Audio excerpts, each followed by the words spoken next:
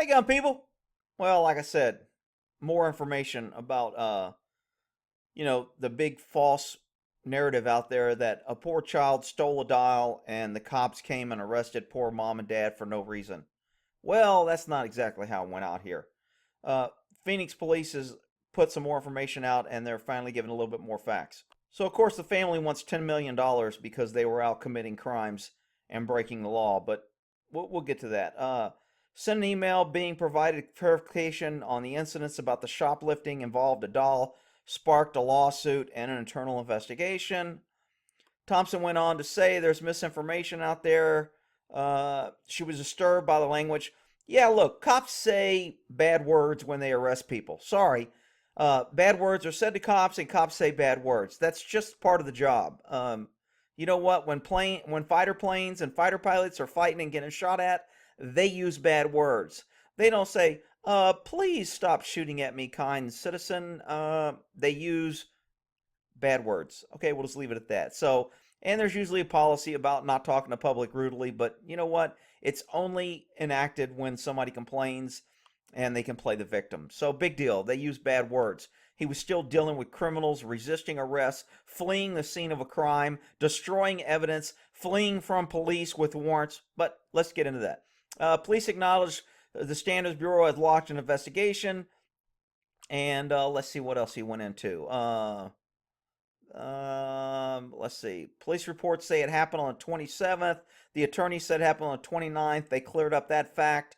It was aware of shoplifting allegation from the store employee, not anonymous person. When it first came out, it was like anonymous person accused them, and this is what the cops did. No, a store employee called the cops and told them.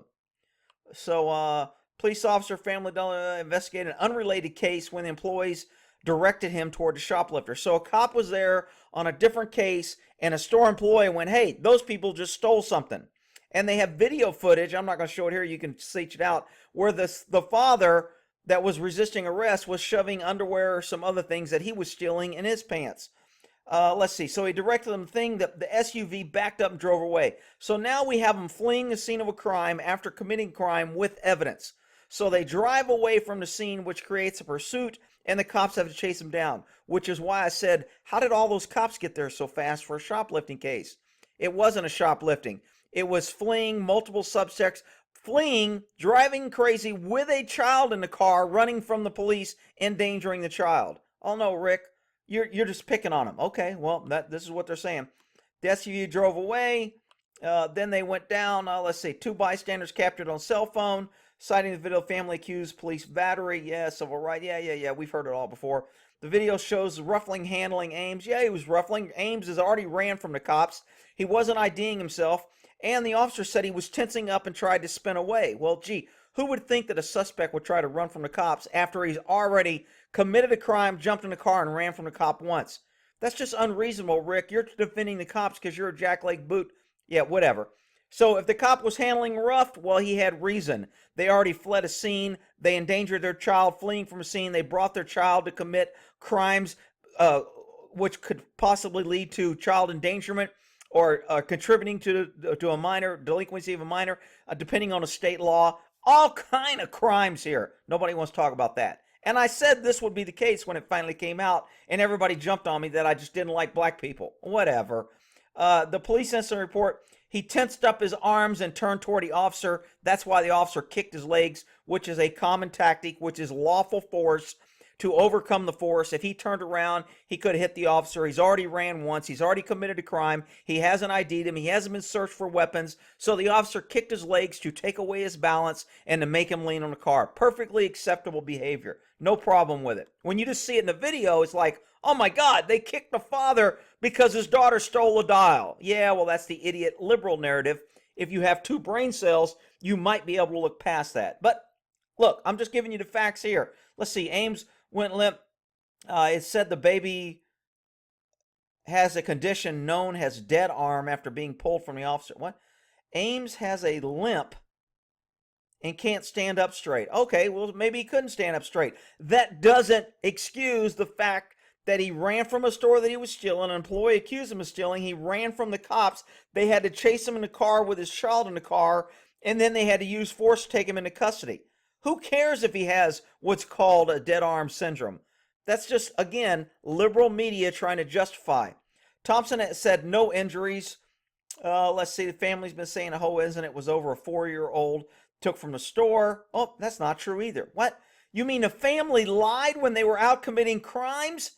How could that be? According to Thompson, Ames admitted throwing a pair of stolen underwear out the window. So now we have destruction of evidence and destroying evidence as they're being chased. Something not mentioned in the claim. Shocker. Thompson also said the store chose not to press charges because the dollar was returned. Oh, but the store can choose that after they have them in custody. That doesn't excuse the fact they destroyed evidence, they ran from the cops, not to mention they were driving on suspended license. What? Rick, you mean they didn't have a license and they had a car? How can that be? There's laws that says you can't have a car. Whatever, you're an idiot. The family claims they impounded their vehicle for no reason. However, Thompson said Ames received a citation and the SUV was impounded because he had a license and had been suspended, for a DUI charge. So he was driving under the influence in a car with a suspended license before.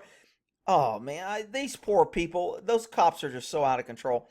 Thompson also revealed that the third adult that was in the car when they left the general store but ran, another criminal who probably already got rid of the stuff that she stole, that woman was identified and was dropped off before the SUV got to the apartment complex. So they aided this fleeing suspect with warrants to get away with her stolen goods. So now while we're chasing them, the cops are like, hey, we got people bailing from the car. They could have weapons or stolen property. And then they ran to the apartment complex, police detained and booked her, and she had 3 warrants for her arrest.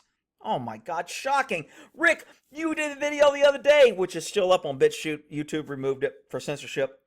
However, when I said the other day that there's more to this story, and from a cop perspective, here's what's probably going to come out, I was kind of on point on how this would turn out. But what do I know? Shit, 30 years of dealing with shit like this every day, and you want to believe the left-wing media. All right, we'll end that there.